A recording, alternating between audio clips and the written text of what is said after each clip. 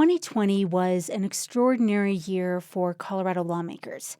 When COVID-19 arrived in the state, they had to break for 2 months to work out safety measures. They returned to the state capitol in May with a short list of priorities: balance the budget and respond to the pandemic. But there was something else they couldn't ignore. And one more time, y'all. Black Lives Matter. Black Lives Matter. Day after day, huge protests surrounded the Capitol. Inside, a group of lawmakers were working around the clock, trying to write a bill to meet the public's calls for police accountability. Former Representative Leslie Herod wanted demonstrators to know what they were working on. We will not rest, not only until this bill is passed, but until every single law enforcement officer who harms or kills our community is taken out of office and put in jail. Floor work was going on. We had to step off the floor. And for me, it was really important to see which of my colleagues were going to step off with us and join. So real quick, I just want you to know who they are and who they represent. So it's a quick roll call, y'all. So, roll call, who do we got here? Senator Robert Rodriguez, co-chair of the Latino Caucus. Senator Jeff Bridges. Lawmakers called the bill they presented to the crowd that day Enhance Law Enforcement Integrity, and it was sweeping. It covered things like body camera requirements, use of deadly force, investigations into police shootings, and officer misconduct. Controversially, it also put officers at risk of being sued personally for misconduct. At one point in that impromptu press conference, a woman who wasn't a lawmaker took the megaphone. Hey, can y'all hear me? Yeah! I'm Elijah McClain's mom. This was Shanine McClain. Her 23-year-old son, Elijah, died after being violently stopped by Aurora police the year before. Elijah's a native of Colorado. Can I tell you how much it hurt me to see y'all rally for somebody in another state, but not for my son last August? Can I tell y'all that? She then told the crowd and lawmakers that her son needed them now, that there needed to be accountability for his death. Leslie Herod said that moment felt significant because it underscored that these kinds of things don't just happen in other places. So what y'all gonna do about that, Colorado? Shanine McClain was not a part of the rally. Elijah's mom was not a part of the rally, but she came up and she took that megaphone, and quite frankly, folks might have been a little bit concerned, but I wasn't. I said, let her speak. Her speaking in that moment really changed the tone of this being a national issue to it also being a very local, very Colorado issue. The bill Herod and the others introduced on the Capitol steps that day flew through the process inside the building. Within weeks, Governor Polis had signed it into law. It rewrote the rules for policing in Colorado, and still today is shaping how policymakers approach justice reform. This is Purplish from CPR News and the Colorado Capitol News Alliance, a show about Colorado politics and policy. I'm Benta Birkeland. 5 years ago, the racial justice movement, sparked by the murder of George Floyd and the deaths of so many other Black people at the hands of police, prompted people around the country to rethink the rules for law enforcement. Looking back now, Leslie Herod remembers it as a time when major reforms became possible in a way they hadn't been before. I felt the energy from the crowd. I felt energy from people just really wanting Colorado to be different, really wanting Colorado to step up and do something. Colorado lawmakers of both parties seized that moment. This was one of the first states in the nation to pass broad and significant police accountability reforms in response to the Black Lives Matter movement. We made the legislation in the moment, seemed the appropriate thing in the moment. But the bill also had provisions that were highly controversial. Paul Lundeen is now the top Republican in the state Senate. He voted for the bill and stands by that. But 5 years on, he still has reservations. I look at it through the lens of this idea that culture trumps policy. And sometimes I wonder if we haven't, in the pursuit of trying to solve an issue through policy, pushed the culture beyond where it logically should have been. This moment was significant, but it didn't come out of nowhere. In fact, for some, it felt like deja vu, just another instance when a high-profile police killing sparked demands for reform. Today is the funeral of Eric Garner. He's the New Yorker who died last week shortly after being wrestled to the ground by police. The case has stirred up considerable anger in the city. The St. Louis suburb of Ferguson is reeling today. On Saturday, a police officer shot and killed an 18-year-old African-American man who was set to start college this week. A march yesterday to protest the shooting ended in riots that destroyed one business. In 2015, Colorado passed bipartisan police reforms. Those policies set the stage for 2020, when lawmakers in both parties would once again respond to a horrific national moment and try to change policing in the state, this time in much more sweeping ways than ever before.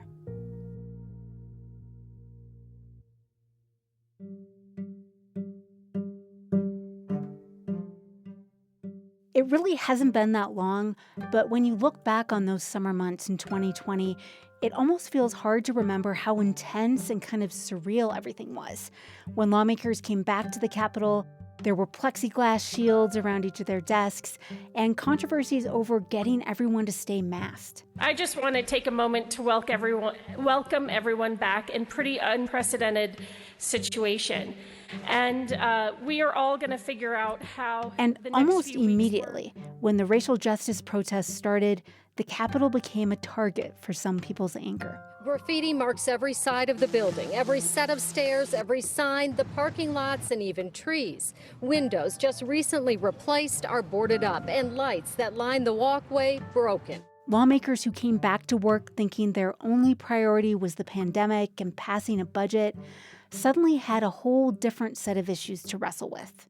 The intersection of George Floyd's murder and our returning to the Capitol made Colorado a focal point for police accountability and a place for the debate and protest about all of that. It was just incredible. Bob Gardner was the top Republican on the Senate Judiciary Committee at the time. Over several weeks, he spent countless hours working closely with Representative Herod to shape the police reform bill into something he thought his fellow Republicans could support. I think many of us believed for years that we needed police accountability, but there's a tension between effective law enforcement and achieving accountability, and how do you do that? The bill they came up with was a grab bag of policies. It limited when police can use deadly force and banned the most dangerous type of chokehold. It required all officers to wear body cameras and to turn them on when they're working. It made it a crime for an officer not to intervene when they see misconduct. It set up new forms of oversight and transparency, and a lot more. We have law enforcement that have been held unaccountable for too long. And while that's a minority of the folks who are in uniform, it really does taint the entire profession. And then when we see people who clearly did wrong, who clearly acted outside of their badge, outside of their policies, outside of the law, getting off and not being held accountable, it just continues to compound in a way that now communities feel completely unsafe around law enforcement. Representative Herod says her father worked in law enforcement and she didn't want to put them in danger, but she saw a lot of things that needed to change. To put the bill together, she and her co-sponsor, Senate President Leroy Garcia, took all sorts of ideas from justice reformers and fellow Democrats and started trying to find an agreement. I'm proud to say that Republicans and the law enforcement community came to the table and debated this bill together. Now, folks might not want to admit it today, but law enforcement was there for 16 days, every single day, for hours a day, negotiating this bill in good faith. One of the most controversial elements of that law is that it limits what's called qualified immunity, the idea that an officer can't be personally liable for their actions. Now, officers can be sued up to $25,000 if they commit willful misconduct. Gardner said some in law enforcement said he betrayed them by allowing that in the bill. And he understood the pushback. Don't ever forget that every deputy, every officer who goes on duty doesn't know what that shift will hold for them and what decision they'll have to make and what decision they'll have to make in a split second.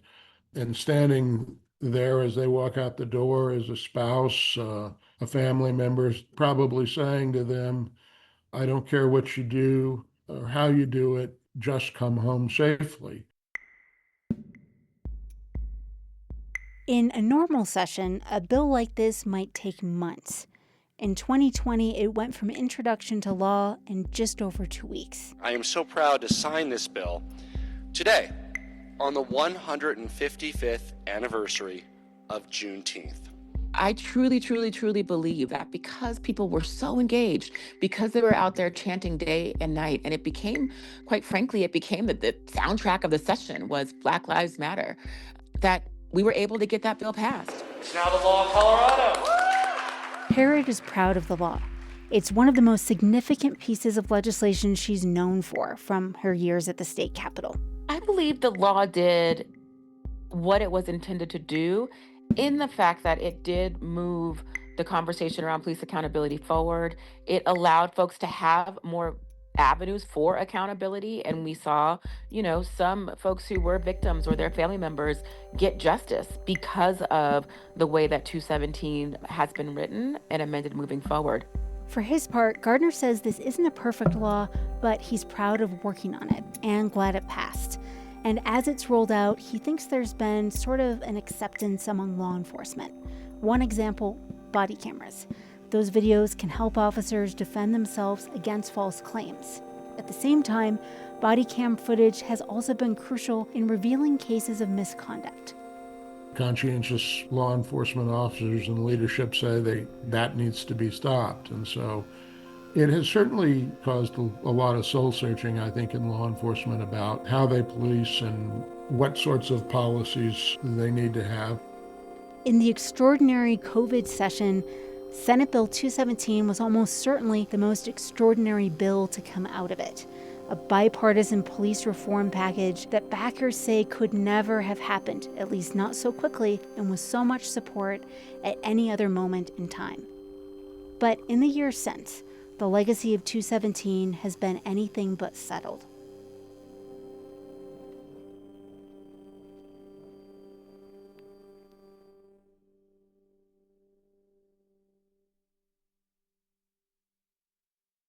This is Purplish from CPR News and the Colorado Capital News Alliance.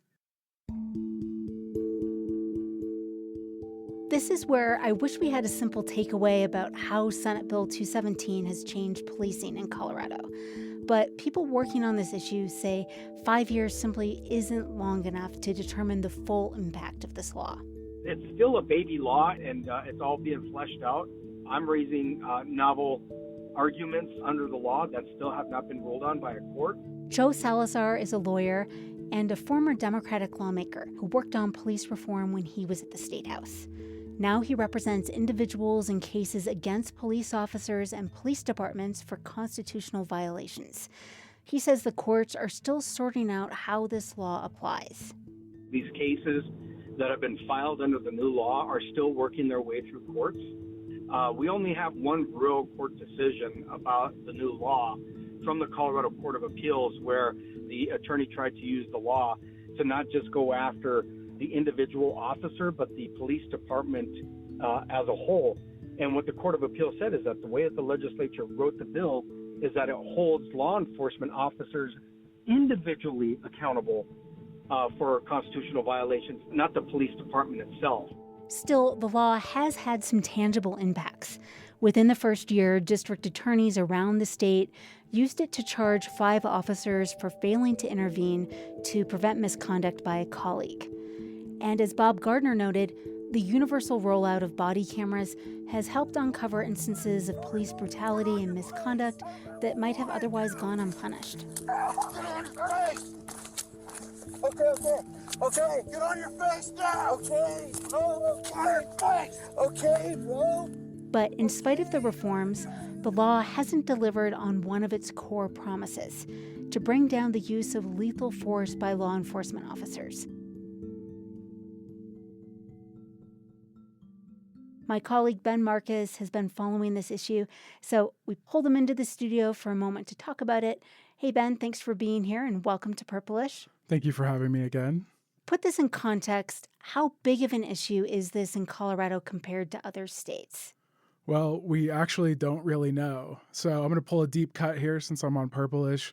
Just former state senator John Cook, before the pandemic, passed a law that required the state to collect and study officer-involved shootings across Colorado.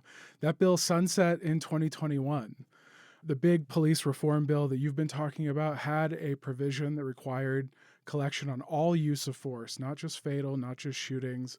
Our reporting shows that police departments have had trouble reporting data into that system, so we don't really know right now. The best data we have comes from the Washington Post, actually. They keep a database of fatal police shootings across the country, which allows us to compare states. Colorado is 5th in the nation per capita for the frequency of these types of shootings. When you look at the other states that are in that mix, New Mexico, Alaska, Wyoming, Montana, Arizona, Oklahoma, these are Western states. That was true before the pandemic, 5th in the nation per capita, and it's true still today, 5th in the nation per capita in fatal police shootings. Is there any sense of why this figure hasn't budged in spite of all these reforms and everything that passed in 2020? 5 years later, we're still 5th in the nation. Again, I'm afraid we just don't definitively know. What we think is happening is many of these Western states that have high rates of fatal officer-involved shootings also have high rates of gun ownership. Now, the gun ownership statistic is a survey. It's infrequent. I get some pushback when we've used surveys that are old, but I looked this up before I came on here, and since 2018, Colorado has sold 2.5 million firearms in the state, and the firearm purchasing that happened during the pandemic was extraordinary. And so I think that what you're seeing is a lot of officers who encounter people who are armed in the community. So is it fair to say when officers are out on duty in Colorado, they may fear for their safety more frequently because so many people own firearms compared to another state that doesn't have as much firearm ownership? I think I would phrase that a little bit differently because I've talked to police chiefs because I've posed that exact question to them. Do officers fear for their safety given the prevalence of guns? And they often say no. But it is also true that the more guns you have, when an officer encounters a scene where someone is armed with a firearm, there's very little that they can do except resort to lethal force themselves. Sometimes officers will try to talk a suspect into relinquishing the firearm, but when that doesn't go their way, the officer has to open fire, and they're often fatal shootings because officers are trained to kill. One thing that's important to underline here, the police reform law we've been talking about that passed in 2020 has a lot to do with officer misconduct.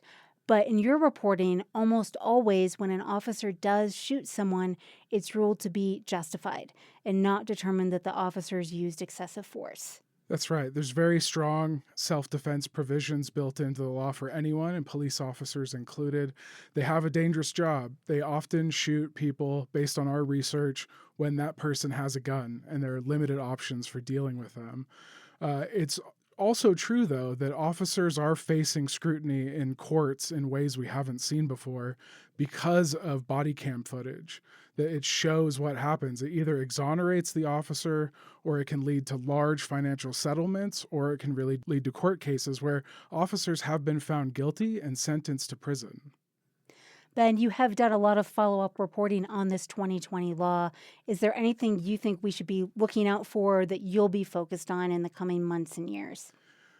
I think that the bill's sponsors believed that they had built provisions in to truly study what was going on in police shootings and use of force. And I think that we haven't really found that departments are reporting that consistently and accurately, and that the state has been able to study that thoroughly. And so there were a lot of reforms, there have been changes, but I don't think we can definitively say as a state whether or not it has had material impacts yet. Well, thank you so much for sharing your reporting, Ben. We appreciate it. Thanks for having me.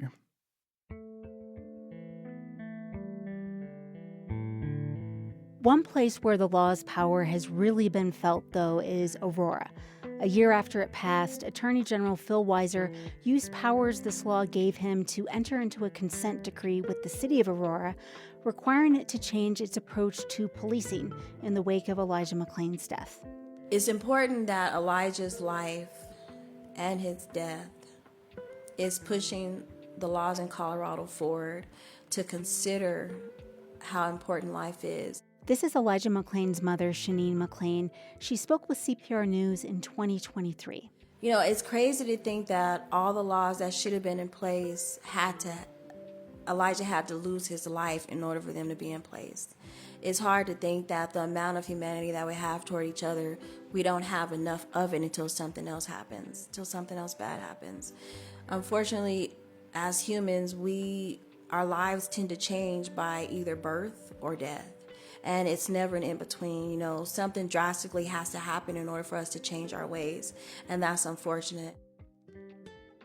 At the Capitol, the conversation around law enforcement accountability has shifted a lot since 2020, and the whole issue has gotten more polarized. As the pandemic went on, crime spiked and police departments started to struggle with officer resignations and understaffing. By 2022, Republican State Senator John Cook, a former sheriff, saw a very different political landscape. Even Democrats can read polls, and they know that's not popular. And so now we're working together on crime issues. Now we still have disagreements on some things, but they're softening the stance on the law enforcement issue as far as supporting law enforcement. Senate Minority Leader Paul Lundeen, who did vote yes on Senate Bill 217, says he's unhappy that law seems to have fed into things like the larger defund the police movement. We got to a place where there was broadly in the culture a disrespect, and inappropriate, in my mind, disrespect for law enforcement and the laws. And that certainly wouldn't have been an outcome I would have predicted or promoted. Lundeen says when a bill passes, especially when it comes from a particularly heated moment like this one, it's hard to predict how its impacts will unfold months and years later. He says the police reform law sprang from a moment with protests and in COVID when many people were reevaluating their lives and the society they live in. But looking back, he thinks what Democrats really want is to fix something that can't be fixed through legislation. They want the experience that individuals have in life to be different. And so they come at it as if they're passing an idea. But the reality is we don't, in the legislature, pass ideas.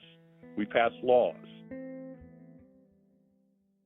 Reform-minded lawmakers also see the ways the discussion and rhetoric around police accountability has reversed. Representative Jennifer Bacon of Denver said too often, Black lawmakers who work on criminal justice issues are attacked and labeled as anti-police. I am Black, right? I am a representative of a Black district, right? I am somewhat articulate and an attorney. And so, therefore, I am Black Lives Matter.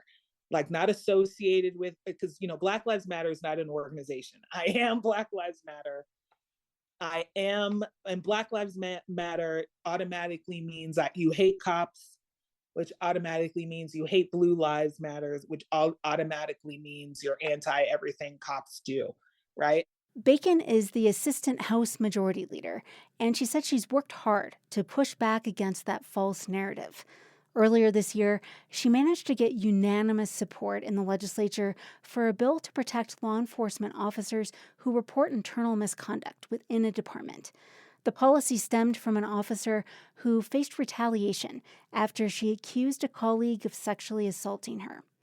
Bacon says holding law enforcement accountable for their internal actions is an important part of public safety. If we cannot trust them within their own ranks, we cannot trust them in community. Bacon wasn't at the Capitol in 2020, so she didn't work on Senate Bill 217. But she does think it laid the groundwork for law enforcement to bring forward the types of concerns addressed in her whistleblower bill. They're questioning what responsibilities they have to each other within the profession, you know? And then the sad part is they found out they were not protected either. And they wanted to fix that. So that is a demonstration of the impact of that law. But with the height of the Black Lives Matter movement past, and at a moment when racial justice efforts are under attack and being dismantled nationally, it's an uphill battle to have the kind of conversations that made the 2020 reform law possible. Each year that's further from George Floyd's death, the steeper the climb is with having to explain to people what it means to be disenfranchised, right? Or what it means to need to restructure some of these systems. And so what terrifies me is, do we have to wait for someone else to die? For Leslie Herod, the bill's main sponsor, she's seen positive impacts since 2020. She thinks it's harder for law enforcement officers who use excessive force to jump to a new job in a different police department, and that body camera footage provides more transparency for the public. Herod says she was surprised recently when a law enforcement officer who was providing security at a public event she spoke at came up to her. He knew who she was, and he personally thanked her for her work on accountability. And I was shocked. I was blown away. And so when it comes to what people really think about policing or what people really think in our communities about who should and shouldn't be kept safe, I don't think it's as easy as judging a book by its cover. I think a lot of us really have the same goals in mind. People just have to feel safe enough to express that. Herod says the work isn't done, but she firmly believes George Floyd's death led Colorado to really change the way policing happens in the state. As another backer said, lawmakers had to respond to the outcry after George Floyd's death. They had a very limited time to meet that painful moment, and the actions they took, however they end up playing out on the ground, did change how Colorado thinks about the responsibilities police officers have to the public they serve.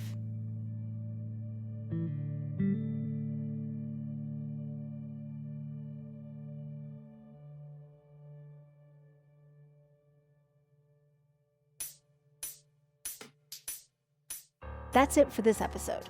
Purplish is a production of member-supported Colorado Public Radio and the Colorado Capital News Alliance. The CCNA is a collaboration between KUNC News, Colorado Public Radio, Rocky Mountain PBS, and the Colorado Sun, with support from news outlets throughout the state. Funding for the Alliance is provided in part by the Corporation for Public Broadcasting. I'm Benta Birkland. Our producer is Stephanie Wolf, and our editor is Megan Verlee. Sound design and engineering by Shane Rumsey. Our theme music is by Brad Turner. Additional reporting in this episode from Allison Sherry, and a big thank you to KDUR at Fort Lewis College, which welcomed me into their offices to record this episode. Purplish will be back in your feeds in 2 weeks. Subscribe now so you don't miss an episode. This is Purplish from CPR News and the Colorado Capital News Alliance.